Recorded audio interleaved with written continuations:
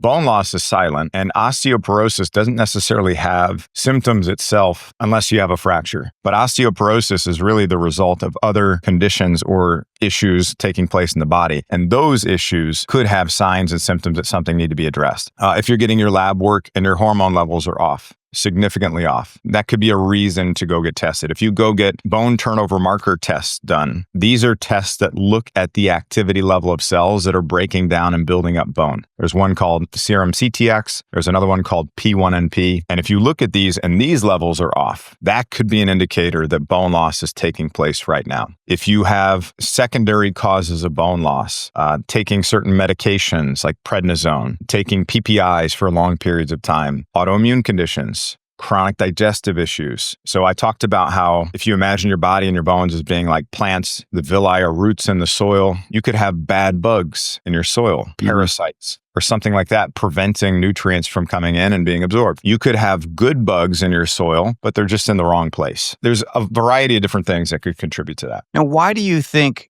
these health symptoms were presenting themselves at that time in the military? Was it the stress, you think? Why did it suddenly show up in your 30s, you think? Well, so I got out of the Marine Corps at 23. I wasn't told I had celiac until 2013. That was about a 4-year gap after I got out. So while I was in, my mindset was as a squad leader, I didn't want to show weakness. I always wanted people to see me in a light that they wanted to follow. So I never showed anything, even if I was tired or not feeling good or whatever, it didn't really show up there. It wasn't until after I got out where some of those things started to settle in. And part of it was also because of some of the lifestyle things I was doing at the time too.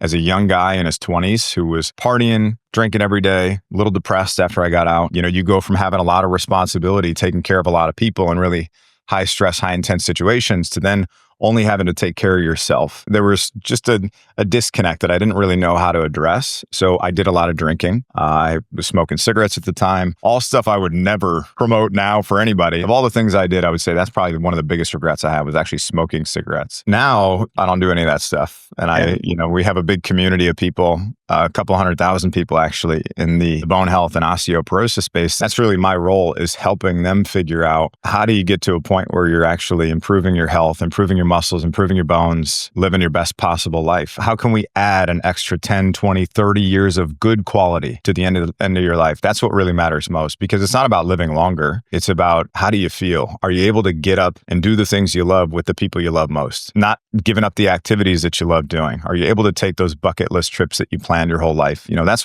where I want people to be. Do you think osteoporosis, our concerns with bone health is a modern problem? I mean, or from your research and from you just being in the study, is this something that was going on back in the day? They just didn't have a label for it. I don't think it's a new condition. The diagnosis of osteoporosis really started happening when DEXA scans were assigning people a score. If you have a minus 2.5 score from a bone density scan, they consider that osteoporosis. And then the typical recommendation is calcium, vitamin D, go for a walk, don't lift heavy, take this medication from the pharmacy, and we'll see you in a couple years for another bone density scan to see where you're at. That really started happening decades ago. Yes, bone loss, I'm sure, was happening far longer, but there just wasn't a name for that. And I would say that our modern lifestyles, the perfect lives of the Joneses and social media and all these other things, stress our food supply. Even if they're organic, they might not have all the nutrients that foods in the past used to have. Minerals specifically that are making up our bones, if they're not in the soil, they're not in your food, and you're not taking supplements for it, you're not going to have enough of what you need to sustain the structure that you have or even build it. I do think things with our modern lifestyle and food supply have contributed to it. The good thing is that if you're aware of it, you can actually monitor it, make progress, improve your bone density, your bone quality, your bone strength. You just have to be educated and empowered and know what to do. Well, let's give some people some proactive things. Let's focus on diet and nutrition. What are some specific food and nutrients that are most beneficial for maintaining and improving bone density? First and foremost, we'll start with protein. Now, if you go online and you search, is protein good for my bones? You may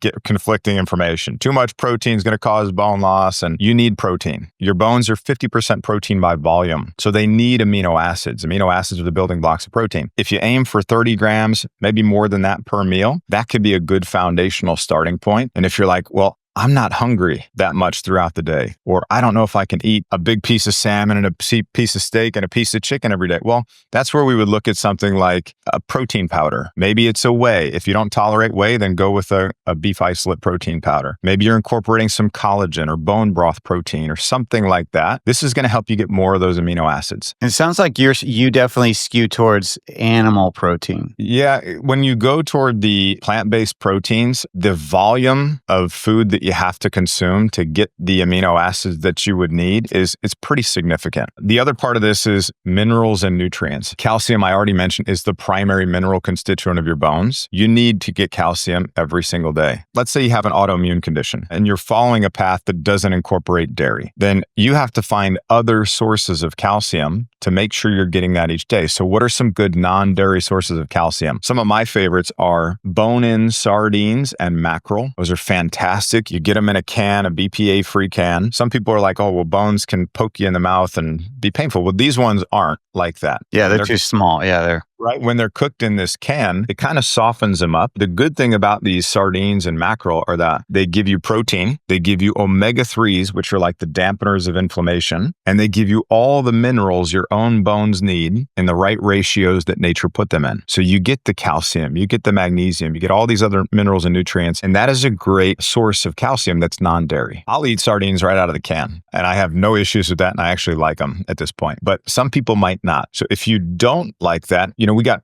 recipes for that kind of stuff on our site too, but you can mix in like some Bubby's pickles and some avocado and some Redmond's real salt, or maybe some pluck seasoning in there or something like that, and flavor it up, make it taste good. Or you could drizzle like some dressing, some Primal Kitchen dressing or something like that on there too. So another source that I like is arugula. Arugula is the same cruciferous family of vegetables as broccoli and kale, but it is a low oxalate green. So oxalates are anti-nutrients that bind up bone healthy minerals and nutrients like calcium, prevent you from taking those in. And so arugula is a low oxalate green. If you're somebody who has a history of kidney stones or joint pain or digestive issues, and you're eating a lot of spinach is a high oxalate green. So consider swapping that spinach for that arugula, and you just get another bioavailable source of calcium. And then the last thing I'll make a note on of calcium is if dairy can be incorporated into your plan. I am not anti-dairy. I don't think it makes sense to just drink a bunch of milk. I don't think that's what we were marketed to when we were younger. I think to a certain point, it can be helpful when you're developing your skeleton. As you're growing up and you're a kid, milk can and should be an important part of that. Maybe it's raw milk, maybe it's cow milk, maybe it's camel milk, whatever that looks like. As you get older, I think looking more at cultured and fermented dairy is the way to go. Maybe that's a probiotic rich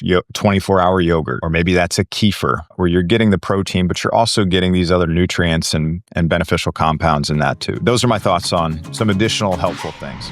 If you enjoyed the clip from the podcast, make sure to check out the next video up here, or head over to watch the full episode down here. And before you go, don't forget to hit the subscribe button. Come on. Yeah, thanks for watching.